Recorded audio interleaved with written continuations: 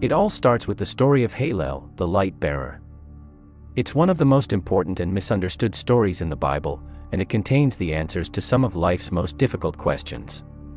As God laid the foundation of our little blue-green planet, an angelic chorus erupted in celebration. At that moment, the morning stars sang together, and all the sons of God shouted for joy. Job 38 verse 7. Presumably, among those morning stars and sons of God was an angel named Hallel, a Hebrew word which means shining one, or light bearer. If you've never heard of Hallel before, it's not surprising. The Bible only mentions that Hebrew name once, and it's translated differently in English Bibles. But the Bible does spend a lot of time talking about this one particular angel. In fact, we probably know more about Hallel than any other angelic being in God's creation, and for good reason. This is a story to tell. But first, a warning. It's not a happy one. In fact, I think it's the saddest story I know. This is a story about a villain, plain and simple. He is not a hero. He does not become a hero. He is not the victim of a tragic backstory or some undeserved cruelty. He is instead a warped and vicious monster who voluntarily became the enemy of everything good, just and pure. This isn't the kind of story where the villain comes to his senses in the third act and attempts to right his wrongs. He doesn't seek reconciliation or finds redemption. He never expresses sorrow or regret over the damage his actions have caused, but only fury, anger, and unbridled rage at not being able to cause more. So why should you care about this story? Because it's an important one. Because it answers two of the most important questions anyone can ask. Why is this world such a mess, and what can we do about it? Hallel started out well. He started out better than anyone could possibly hope to start. God told him, "You were the seal of perfection, full of wisdom and perfect in beauty. You were perfect in your ways from the day you were created." Ezekiel 28 verse 12 and 15. This being was created by God to be perfect and flawless. He was brilliant, he was beautiful. He was the anointed cherub who covers. Verse 14. But that perfection didn't last. Something was brewing inside of Hallel, something sinister, spurred on by pride in his own God-given greatness. Your heart was lifted up because of your beauty, lamented God. You corrupted your wisdom for the sake of your splendor. Verse 17. A parallel passage gives us a little more insight into what happened. Most Bible versions translate the Hebrew word Hallel here into a Latin name you might be more familiar with. Lucifer. How you are fallen from heaven, O Lucifer, son of the morning! For you have said in your heart, I will ascend into heaven, I will exalt my throne above the stars of God. I will ascend above the heights of the clouds, I will be like the Most High. Isaiah 14 verse 12 to 14. This angel, Hallel, or Lucifer, or the seal of perfection, had gone rogue. He was so wrapped up in himself, so proud of what he was, that he started to believe he was more qualified to be God than the God who made him. So he led a revolt. The Bible tells us he drew a third of the stars of heaven, and threw them to the earth, Revelation 12 verse 4. Somehow, likely through twisted logic and empty words, Lucifer convinced a third of his fellow angels to join him in an attempt to overthrow their creator. The fall of Satan. The aftermath of that decision has reverberated through history like a gong that won't stop ringing. This angelic being was no longer Hallel, the light bringer, but Satan, the adversary. He and his angels, demons, as they came to be known, set themselves against God and, by extension, everything he represented. Love, joy, peace, long-suffering, kindness. They were ready to wage war on every good thing that comes from the Spirit of God, Galatians 5 verse 22 to 23. Their coup failed, of course. While other verses go into greater detail about the specifics, Jesus summarized the event for his disciples when he told them, I saw Satan fall like lightning from heaven, Luke 10 verse 18. The war of attrition. I wish I could say the story ended there.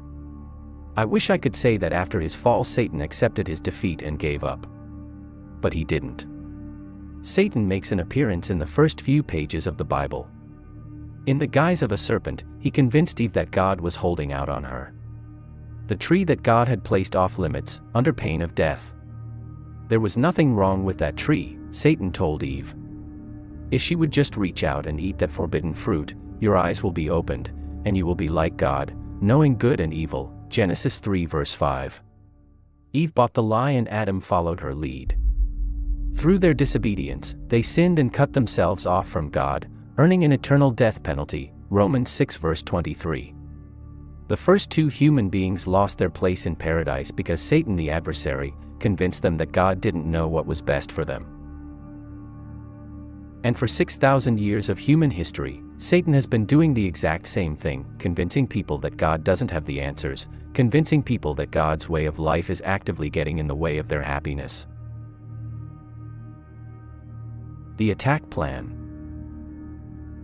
And that's the reality we face, a spiritual battlefield filled with demonic forces, bent on keeping the human race as far from God as possible. They're out there even now, even in this moment, doing everything they can to paint a false picture of God and convince others to reject Him too. But why? Because God has a plan for us. We were created in His image, intended to become His children and live forever in His family. Satan hates that. He hates the idea of the God family growing, and although he isn't strong enough to defeat God, he still aims to hamper the growth of that family as much as possible. Satan will vigorously persecute the church.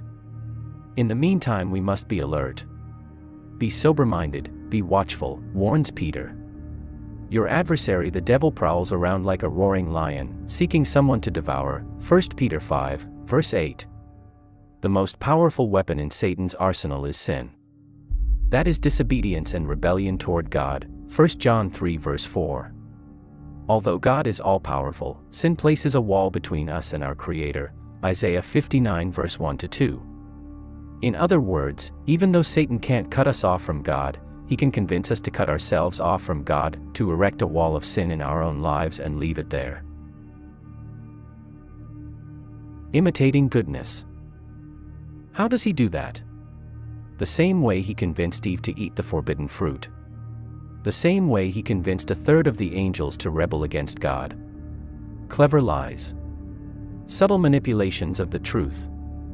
Unfounded promises that prey on our darkest fears and greatest desires.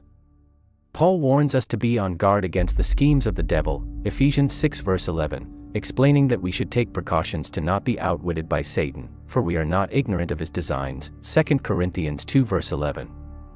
One of the most important things we can remember as we square off against our adversary is not just who he is, but who he used to be. He was the anointed cherub who covers. He was the light bearer, full of wisdom and perfect in beauty. He remembers what goodness looks like, and more important, he knows how to mimic it. By making sin look good, right and appealing, and by making God look repressive, unfair and fickle. Satan and his demons have quite handily kept the world from seeing and understanding the life-changing truths of the Bible. Paul writes about those whose minds the God of this age has blinded, who do not believe, lest the light of the gospel of the glory of Christ, who is the image of God, should shine on them, 2 Corinthians 4 verse 4. And as long as Satan is allowed to continue his deception, those minds will remain blinded. This leaves us with two big questions. First, if God really is more powerful than Satan, why doesn't God step in and stop him for good? And second, if God is going to keep allowing Satan to deceive the world, what can we do to protect ourselves? Neither of those questions have short or easy answers, but they're important to consider. Regarding our own protection, God provides us with the equipment we need to hold our own against our enemy. For the weapons of our warfare are not carnal but mighty in God for pulling down strongholds, casting down arguments, and every high thing that exalts itself against the knowledge of God, bringing every thought into captivity to the obedience of Christ, 2 Corinthians 10, verse 4-5. Paul identifies these weapons as the armor of God, detailing how each piece of armor should function in the life of a Christian. It is with this God-given armor, and only with this God-given armor, that we are able to stand against the schemes of the devil. By staying close to God and His Word, by measuring everything against the truths revealed in the Bible, we can steer clear of Satan's deceptions and see through his lies and empty promises. But the bigger question remains: as the all-powerful creator of the universe, God could stop Satan from deceiving the world, but He chooses not to. Why? The simplest answer is this: God has a plan, and Satan has a role to play in it. Since the fall of Satan, the devil's goal has been to ruin God's plan. Now Satan wants to devour God's people. But God, in His infinite wisdom, is using Satan's appetite for destruction as a way to further His plan and strengthen His people. It might sound counterintuitive, but there are verses throughout the Bible that reveal this truth. Peter tells his fellow Christians, "Do not be surprised at the fiery trial when it comes upon you to test you." 1 Peter 4, verse 12, because trials are the process through which the genuineness of your faith, being much more precious than gold that perishes, though it is tested by fire, may be found to praise, honor, and glory at the revelation of Jesus Christ. 1 Peter 1 verse 7. When God allows Satan to initiate a fiery trial in our lives, our adversary sees an opportunity to crush God's people, while God sees an opportunity to refine them, just like gold in a fire. James wrote that, "The testing of your faith produces patience. But let patience have its perfect work, that you may be perfect and complete, lacking nothing." James 1 verse 3-4. The trials that Satan hopes will destroy us, are actually used by God to perfect us. James continued, "Blessed is the man who remains steadfast under trial, for when he has stood the test he will receive the crown of life, which God has promised to those who love Him." Right now, the fall of Satan from heaven is more like a comma than a period. It's an unfinished sentence. He's still at liberty to prowl around, like the roaring lion that he is, but the Bible tells us that won't be true forever. After Jesus Christ returns to this earth, an angel will take the dragon, that serpent of old, who is the devil and Satan, and bind him for 1,000 years, so that he should deceive the nations no more till the 1,000 years were finished. Revelation 20 verse 2-3. No more deception. No more cunning schemes. No more crafty designs. For 1,000 years, Satan will be powerless to influence the human race and blind it to the truth. It will be a time of prosperity the likes of which the world has never known. Satan fell from heaven a long time ago, but he never gave up in his war against God. What most people don't understand is that the entirety of human history represents only the smallest fraction of God's plan, and that Satan's part to play in that plan is almost over. His ultimate fate rests in the blackness of darkness forever, where he will be powerless to harm anyone or anything. One day, Satan's fall will be final and complete, and God's creation will begin to discover the very thing Satan has been trying to hide from it for so long. A sense of purpose, and maybe just as important, a sense of peace.